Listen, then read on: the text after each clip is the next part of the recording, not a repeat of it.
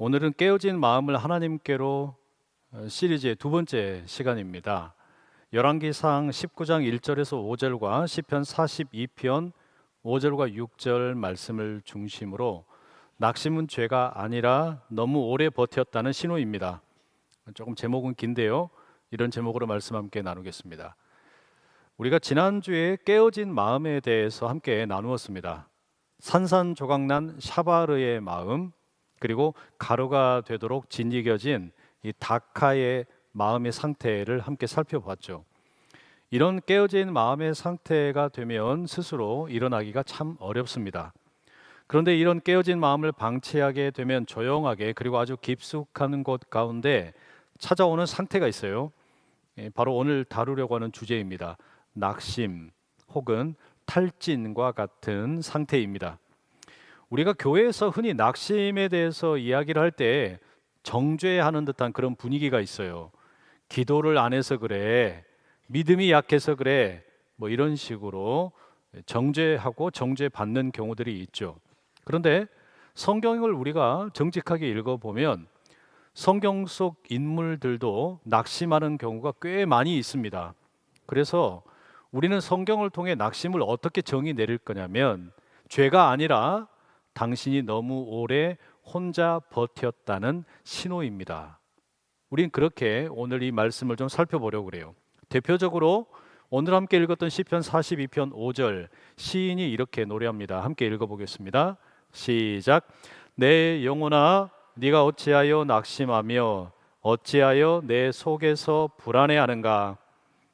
여기 낙심하다라는 단어는 히브리 말로는 샤하흐라고 합니다. 이 발음하기 되게 어려운 단어인데요. 이 단어는 가라앉다 또는 더 이상 일어설 힘이 없어서 주저앉아 있다 그런 뜻입니다. 그러니까 이 단어를 조금 쉽게 설명하자면 이런 겁니다. 영혼의 척추가 꺾인 상태. 여러분, 척추가 꺾이면 우리가 스스로는 제대로 자리를 잡을 수가 없잖아요. 그러니까 영혼의 척추가 꺾여 있어서 일어서지를 못하는 상태가 낙심이라는 겁니다. 이와 같은 낙심의 상태를 잘 보여주는 영화가 한 편 있어요. 맨체스터 바이 더 시라는 작품인데요. 한 10년쯤 전에 개봉했던 작품입니다. 이 영화의 주인공인 남자 리라는 사람이 있는데 이 사람이 사소한 실수로 집안에 불이 나게 되고 그로 인해서 눈에 넣어도 아프지 않은 3명의 자녀를 한꺼번에 잃어버립니다. 그날 이후에 이 주인공은 고향인 맨체스터 바이 더 시를 떠나게 됩니다. 그의 영혼도 완전히 꺼져버려요. 울지도 않고 웃지도 않고 다른 사람들과 연결되기를 완강하게 거부하며 살아갑니다. 무감각한 껍데기만 남아있는 그런 삶의 모습이었어요. 영화 후반부에 조카인 패트릭이 이 삼촌 리에게 묻습니다. 삼촌, 왜 여기서 다시 살 수 없어요? 그때 리가 죽어가는 목소리로 고백을 합니다. 나는 극복할 수가 없다. 이 상처를 극복할 수가 없다. 우리는 교회에서 늘 극복을 또 승리를 강조하며 살아갑니다. 그게 틀린 건 아니죠. 그런데 우리가 주변을 돌아보면 극복할 수 없는 아픔이나 상실로 인해서 낙심한 성도들이 꽤 많이 있어요.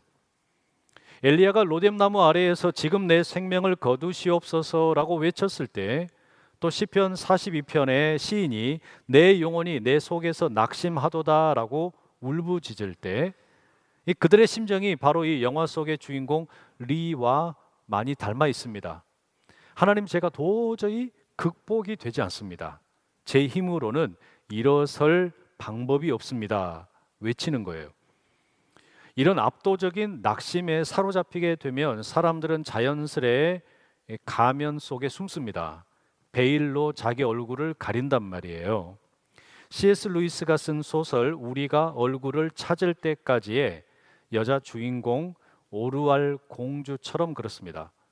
이 오루알 공주는 평생토록 신을 원망하면서 얼굴을 베일을 가린 채 살아갑니다. 신이 무서운 게 아니라 사실은 상처받고 추해진 자기의 얼굴을 마주할 용기가 없었기 때문입니다. 낙심은 우리를 베일 뒤에 또는 마스크 뒤에 숨게 만듭니다. 신이 왜 나에게 대답을 하지 않는가라고 묻지만 사실은 내가 베일이나 마스크 뒤에 숨어가지고 하나님께 내 진짜 얼굴을 공개하지 않는 거죠. C.S. 루이스는 이 오루알 공주의 입술을 빌려서 우리에게 이렇게 말합니다. 우리는 아직 얼굴을 찾지 못했는데 어떻게 신과 얼굴을 맞댈 수 있겠는가? 여러분, 하나님은 베일과 마스크 속에 숨겨져 있는 여러분의 그 극복할 수 없는 얼굴을 보고 싶어 하십니다. 시편 42편에서 우리가 그런 영혼의 부르짖음을 듣는 거예요. 시인이 하나님께 말합니다. 사슴이 시냇물을 찾는 것처럼 내 영혼이 하나님을 찾아서 헤매이고 있다 고백을 합니다. 그런데 하나님을 향해서 노래하는 것만 같았던 이 시인의 고백이 5절에 가게 되면 갑자기 자기 영혼을 향해서 이렇게 말을 겁니다.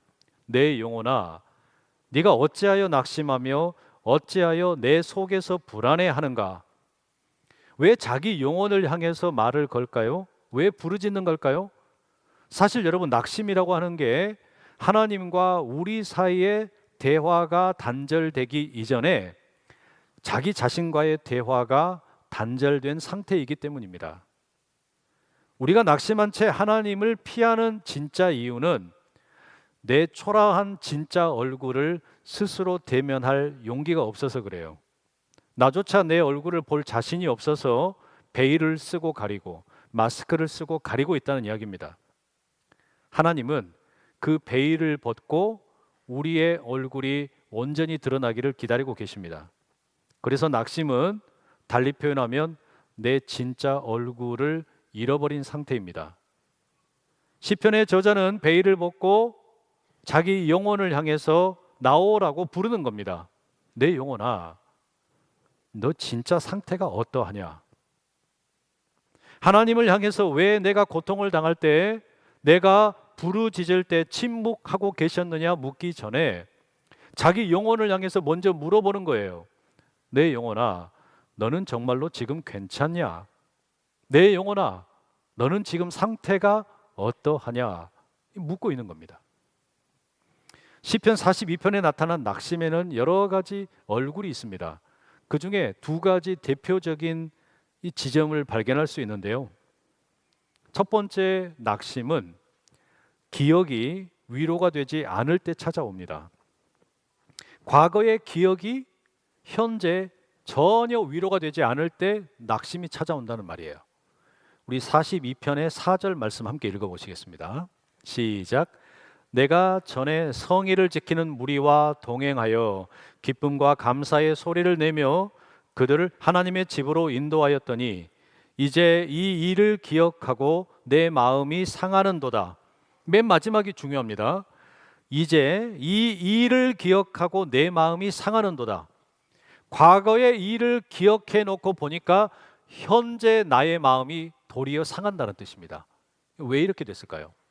과거에 꽤 잘 나갔어요.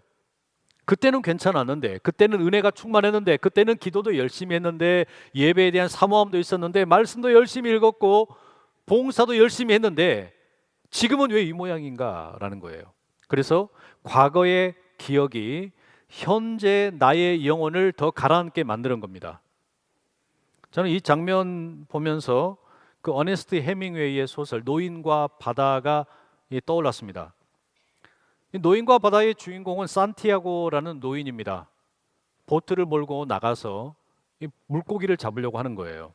84일 동안 한 마리도 못 잡았어요. 아무리 노력을 해도 허탕을 쳤습니다. 그러다가 85일째 마침내 자기 인생 최대의 물고기를 잡습니다. 청새치를 잡게 됐어요. 이 청새치가 얼마나 힘이 센지 분명히 잡기는 잡았는데 보트를 끌고 이틀 동안 이리저리 헤매고 갑니다. 산티아고가 포기하지 않았습니다. 싸웠습니다. 끝까지 견뎠습니다. 그리고 3일째 되었을 때 작살로 청새치를 찔러서 제압을 합니다. 산티아고가 너무 기뻐하면서 이렇게 말합니다. 인간은 패배하도록 만들어지지 않았어. 사람은 파멸당할 수는 있을지언정 패배하진 않아. 아주 멋진 용기를 북돋우는 그런 말을 합니다. 이제 의기양양해가지고 보트에다가 청새치를 매달고 항구로 돌아갑니다. 그런데 피냄새를 맡은 상어떼가 몰려옵니다. 청새치를 먹어 치워버려요. 결국에 배가 가벼워지는 것을 느끼게 되겠죠. 그리고 이렇게 넋두리를 합니다.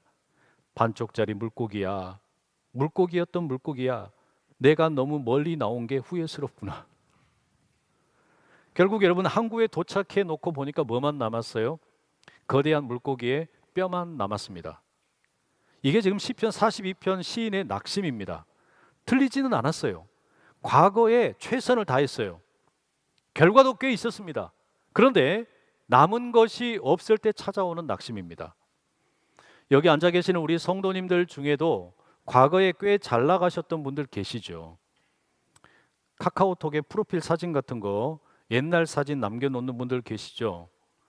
그거 반칙입니다.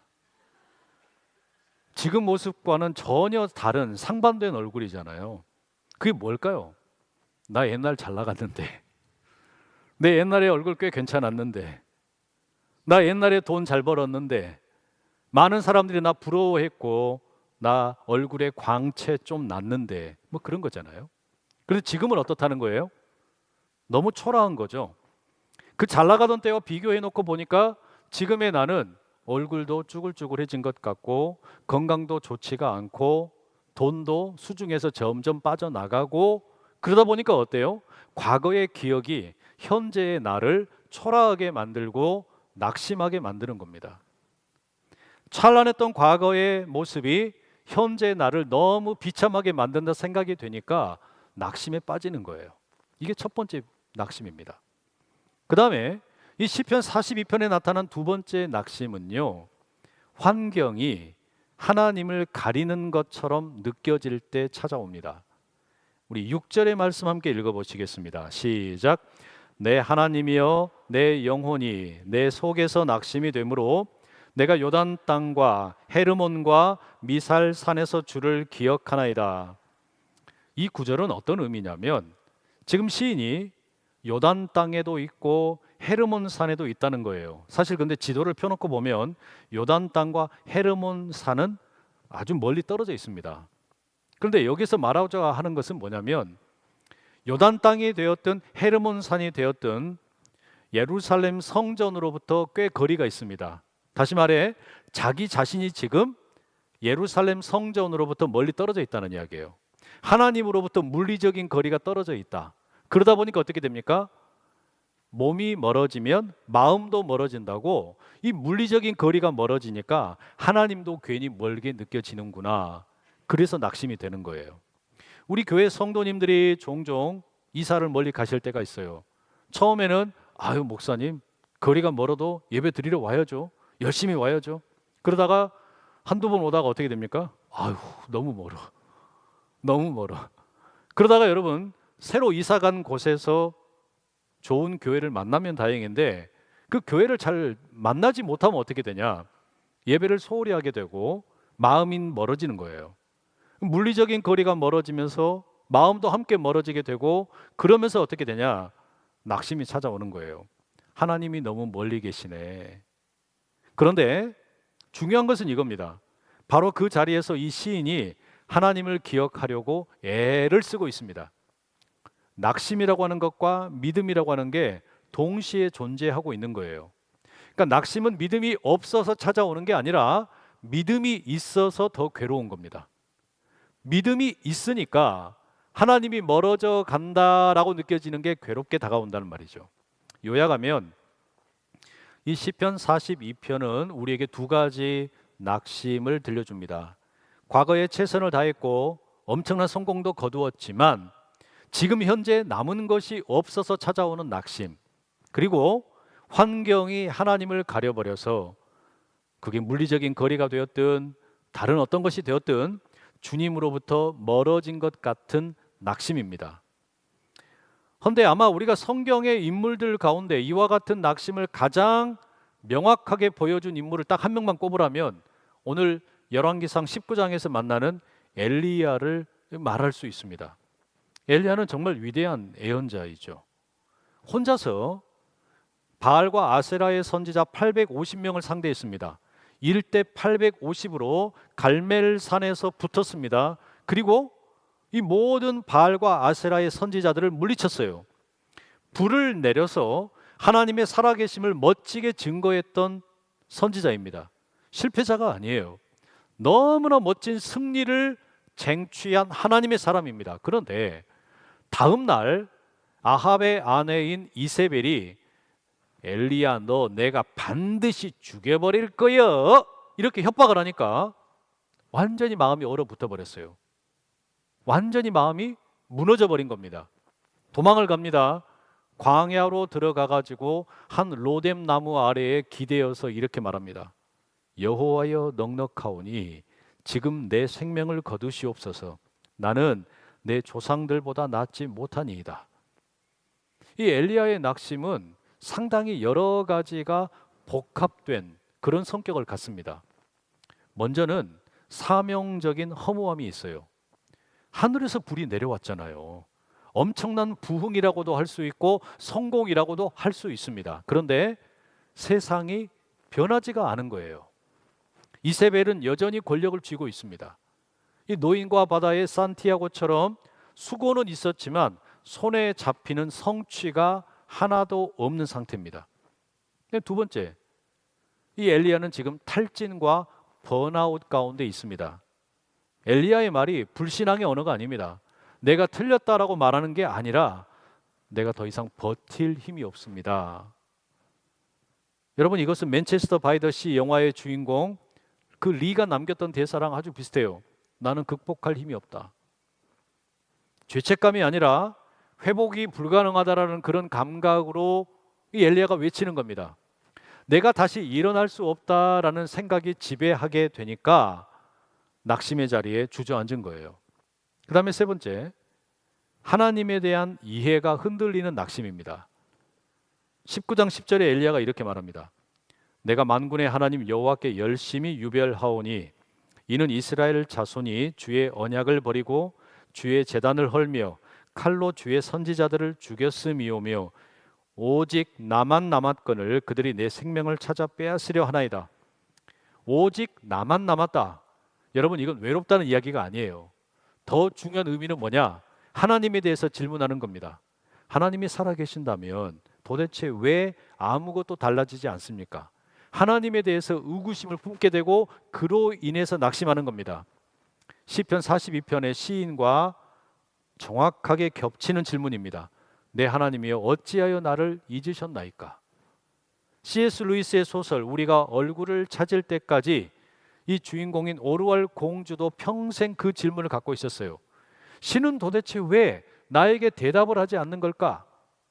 결국에 엘리야는 사명적인 허무함과 탈진과 번아웃, 그리고 하나님에 대한 의구심, 이 모든 게 함께 결합이 되면서 되돌리기 어려울 만큼 낙심의 상태로 주저앉게 되었습니다. 과연 하나님은 이렇게 낙심한 엘리야를 어떻게 어루만지실까요? 하나님은 엘리야를 꾸짖지 않으세요. 장황하게 설교하시지도 않습니다. 문제부터 고치려고 하지도 않습니다. 하나님께서 낙심한 엘리야를 다루시는 첫 번째가 뭐냐? 몸을 건강하게 돌보시는 일이었습니다. 로뎀 나무 아래에서 잠을 자게 하시고 그동안에 천사가 와서 숯불에 구운 떡과 물을 준비해 놨다가 엘리야가 일어나니까 먹도록 음식을 공급하십니다. 그리고 다시 잠을 자라 이야기를 하시는 거예요. 결국에 낙심한 영혼을 영적인 문제로 다루기 전에 몸의 건강부터 추스르게 하시는 거예요. 이게 하나님의 방식이에요. 낙심한 영혼이 어디 밥이 제대로 들어갔겠어요? 낙심한 영혼이 자기 건강을 제대로 돌봤겠습니까? 그러니 하나님께서 가장 먼저 하시는 일은 네 건강부터 내가 챙겨주마, 이렇게 다가가시는 거죠. 부활하신 예수님의 하신 일도 비슷합니다. 엠마오로 내려가는 두 제자들이 있었죠. 예수님이 십자가에 돌아가신 뒤에 너무 낙심해서 터벅터벅 길을 걸어갑니다. 그때 예수님께서 함께 동행을 하십니다. 그리고 너희가 무슨 이야기를 하고 있느냐 질문을 하세요. 그들의 슬픔이 터져 나올 때까지 귀를 기울이시고 들으시는 겁니다. 낙심한 영혼을 회복하는 것은 정답을 듣는 게 아니에요. 영혼의 회복을 위해서 제일 먼저 일어나는 일이 뭐냐? 잘 먹고 잘 자고 기력을 회복하는 것이 제일 첫 번째 주어지는 일입니다. 그리고 이 낙심한 영혼의 이야기를 잘 들어주는 귀가 준비되는 거. 여러분, 그게 낙심한 영혼을 돌보는 하나님의 처방입니다. 두 번째, 하나님은 엘리야에게 세미한 소리로 다가가십니다. 먹이시고 재우신 후에 하나님께서 말씀을 하시는데요. 이 열왕기상 19장의 말씀을 보게 되면 참 재미있어요. 하나님께서 폭풍이나 지진이나 불 가운데서 말씀을 하시는 게 아니라 아주 작은 소리, 세미한 소리로 엘리야에게 말씀을 하시는 겁니다. 우르르 쾅쾅, 뭐 지진처럼 불처럼 천둥처럼 말씀하시는 게 아니라 아주 작은 목소리로 엘리야에게 다가가신 거예요. 여러분, 낙심이라고 하는 것은 세상의 시끄러운 소음 때문에 귀가 지쳐버린 상태이잖아요. 여기에서 이렇게 소리가 들리고 저기에서 이렇게 소리가 들리다 보니까 이런저런 소리 때문에 귀가 먹먹해진 겁니다. 그래서 하나님의 회복은 조용하게 이루어집니다. 낙심한 영혼은 큰 소리를 견디지 못하기 때문이에요. 예수님의 처방 역시 동일합니다. 엠마오로 내려가는 그 두 제자와 함께 이야기를 나눕니다. 말씀을 풀어주십니다. 나중에 이제 함께 음식을 먹다가 제자들이 예수님의 정체를 알아보게 되죠. 그리고 둘이 서로 뭐라고 말합니까? 누가복음 24장에 보면 그들이 서로 말하되 길에서 우리에게 말씀하시고 우리에게 성경을 풀어주실 때에 우리 속에서 마음이 뜨겁지 아니하더냐. 우리 속에서 마음이 뜨겁지 아니하더냐. 여러분, 이 뜨거움은 제자 두 사람의 의지로 만들어진 게 아니에요. 예수님과 함께 동행하면서 주님이 풀어주시는 말씀을 듣다 보니까 자연스럽게 생겨난 온기입니다. 냉랭했던 영혼의 상태가 예수님의 말씀을 고요하게 듣다 보니까 따뜻하게 데워지게 됐다는 이야기예요. 하나님의 방식이 이러합니다. 낙심한 영혼을 향해서 먼저는 몸을 돌보게 하시고 그리고서는 세미한 음성으로 차갑게 식어버렸던 영혼을 따뜻한 온기로 데우시는 겁니다. 그리고 세 번째, 하나님께서 엘리야에게 내리시는 처방이 뭐냐? 너는 혼자가 아니다라는 것을 깨닫게 하십니다. 그게 하나님이 하시는 말씀이에요. 넌 혼자가 아니다. 바알에게 무릎 꿇지 않은 7,000명의 용사가 있다. 엘리사를 세워라. 그리고 함께 연합해서 하나님의 통치의 역사를 다시 써내려가라. 이게 하나님께서 엘리야에게 주신 말씀이었어요. 부활하신 예수님을 만난 엠마오로 내려가던 두 제자 역시 반응이 똑같습니다. 떡을 떼다가 눈이 밝아지게 되고 자신들이 함께 만났던 그분이 예수님인 것을 깨닫게 됩니다.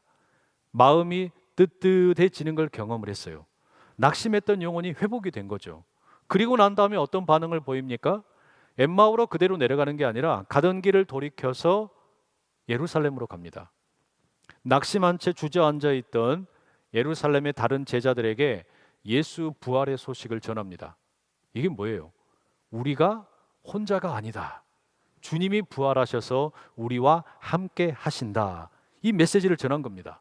자기들 속에 뜨뜻하게 올라온 이 기운이 움직일 힘을 만들어내고 우리가 혼자가 아니라는 것을 다른 사람들에게도 나누는 힘이 되었단 말이에요. 여러분, 낙심은 책망으로 회복되지 않습니다. 낙심은 우리의 몸을 돌보는 것으로 시작을 해서 세미한 음성으로 마음을 뜨겁게 하시고 혼자가 아닌 것을 깨닫게 하시는 그 하나님의 음성 가운데 회복이 되는 줄로 믿습니다. 우리가 다시 시편 42편에 이 시인의 언어로 돌아가 봅시다. 11절의 말씀 함께 읽어 보실게요. 시작. 내 영혼아, 네가 어찌하여 낙심하며 어찌하여 내 속에서 불안해하는가? 너는 하나님께 소망을 두라. 나는 그가 나타나 도우심으로 말미암아 내 하나님을 여전히 찬송하리로다. 아멘. 아멘, 아멘, 아멘. 사랑하는 성도 여러분, 낙심은 믿음이 없다라는 증거가 아니에요. 죄를 지어서 그런 것도 아니에요. 오히려 주님 붙들고 최선을 다해서 살았는데 너무 오래 버티다 보니 지쳤다는 신호입니다.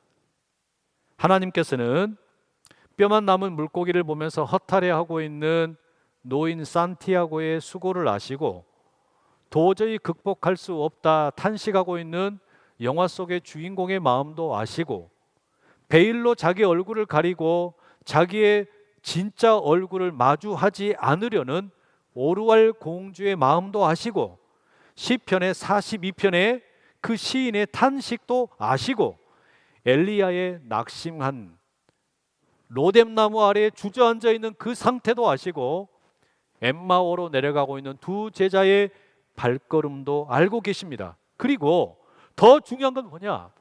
저와 여러분의 낙심도 우리 주님은 너무너무 잘 아세요.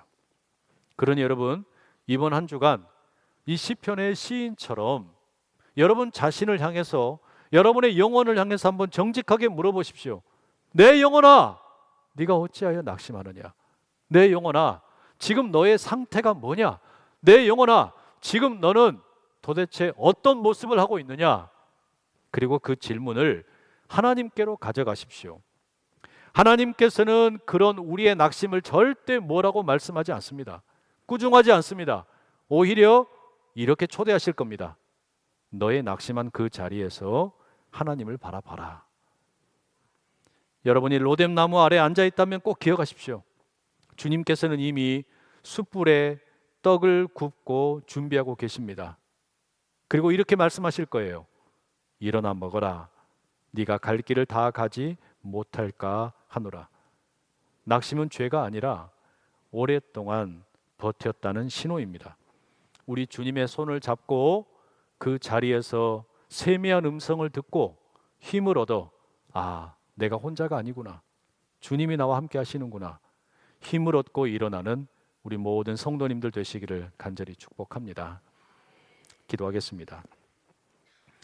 사랑하는 하나님, 오늘은 극복하려 하지 않고 주님 앞에 그대로 서 있게 하시옵소서. 너무 오래 버텨 지친 마음을 책망하지 마시고 로뎀나무 아래에 있는 우리 곁에 조용히 머물러 주시옵소서. 낙심한 이 자리에서 주님을 바라보게 하시고 세미한 음성으로 다시 살아갈 힘을 얻게 하시고 내가 혼자가 아님을 깨달아 알아 주님 손을 붙잡고 일어나도록 도와 주시옵소서. 예수 그리스도의 이름으로 기도드립니다. 아멘.